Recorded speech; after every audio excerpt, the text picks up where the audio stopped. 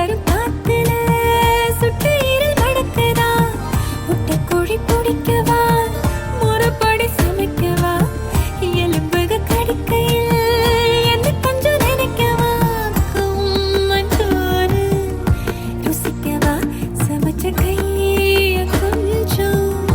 ரசிக்கவா, முடக்கத்தை ரசம் வச்சு மடக்கத்தான் பார்க்கிறேன், ரெட்டை தோசை சுட்டு வச்சு தாவ காக்கிறேன், முக்கண்ணு நுங்குனா நிக்கிறேன், மண்டனி கங்கையை கேட்கிறேன். சர சர சார காத்து